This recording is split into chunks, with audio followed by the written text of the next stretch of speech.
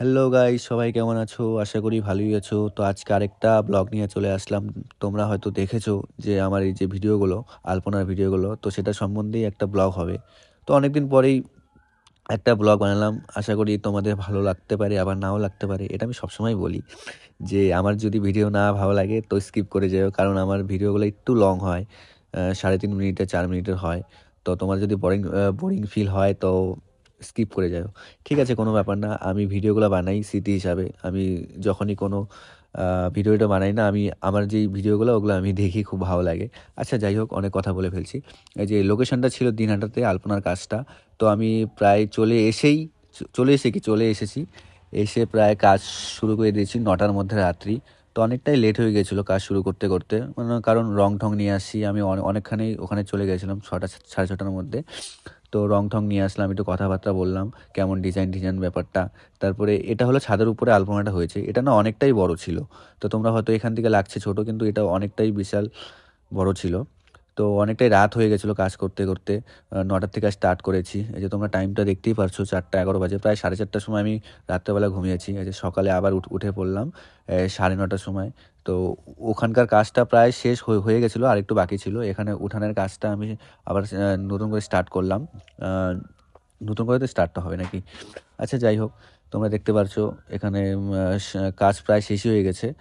মানে উঠানোর কাজটা, এখানে আমাদের আলপনাটা 4-5টা হয়েছে। এই যে এটা একটা ঠাকুরের ঘরের মধ্যে আলপনাটা হয়েছে। আচ্ছা, আমি যেই কালারগুলো ইউজ করছি, এটা অনেকে জিজ্ঞাসা করছে এটা কি কালার। এটা হলো জল কালার। এটা হলো ডিস্টেম্পারের সাথে এটা মিশিয়ে এটাকে কালারটাকে জল হিসেবে ব্যবহার করা হয়। মানে এটা মানে জল জল মিশিয়ে ডিস্টেম্পারের সাথে। ঠিক আছে, অনেকে আমাকে বলছিল। আচ্ছা, এটা মোটামুটি কমপ্লিট হয়ে গেছিলো। এই যে এটা তখন শুকায়নি, অতটা দেখতে ভালো লাগছিল না। এই কালারটা শুকানোর পরে কালারটা দেখতে কিন্তু খুবই ফুটে। তোমরা হয়তো নতুন যারা করবে আর কি, যে কালারগুলো, তো তোমরা হয়তো ভাবতে পারো যে কালারগুলো এরকম কেন, যে অল্প লাগালাম পরেতে হচ্ছে না কিছু ভালো। তো যখন এটা শুকিয়ে যাবে তখন কালারটা দেখতে ভালো লাগে। এই যে ছাদের যে কাজটা, ওটা প্রায় শেষই হয়ে গেছিলো। ওটা আমাদের রেড কালার হয়েছিল। এই যে রাত্রেবেলা এটা একটা ক্লিপ নিয়েছিলাম, ওটার সাথে অ্যাড করতে হতো। যাই হোক, এটা আমার ভুল হয়েছে। এই যে এই আলপনাটা, এই যে যে রেডগুলো দেখতে পাচ্ছো, এটা আমি অয়েল কালার ইউজ করেছি। ওই যে গোলাপি কালারটা দিয়েছে ওটা ফুটছিল না, এটা রেড কালারটা ইউজ করে তারপরে এটাকে আমি কমপ্লিট করেছি। এই ছাদের কাজটা প্রায় কমপ্লিট হয়ে গেছে। তো এখানের কাজটাও প্রায় কমপ্লিট, সবই মোটামুটি কমপ্লিট হয়ে গেছিলো। তো এটা আমার করতে মোটামুটি 2 দিনের কাছাকাছি লেগেছিলো, মানে সারাদিন সারা রাত্রি করে। ঠিক আছে, এই যে প্রায় কাজ পুরো কমপ্লিট হয়ে গেছিলো। এই যে ফুলটা দেখতে পাচ্ছ, সূর্যমুখী ফুলটা মানে খুবই সুন্দর ছিল। এতটা বড় বড় ছিল, খুবই দেখতে ভালো লাগছিল ফুলগুলো।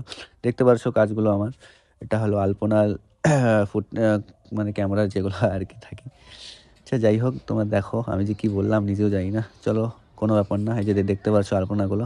আচ্ছা, কোনো আমার কথার মধ্যে কোনো ভুল ত্রুটি থাকলে একদম মাফ করে দিবেন। সবার কাছে হাত জোর করছি আমি। ঠিক আছে, আমি যে কি বলি নিজেও জানি না। আচ্ছা ঠিক আছে, নেক্সট কোনো ব্লগে দেখা হবে। টাটা বাই বাই, আমি চলে আসছি কুচবিহার।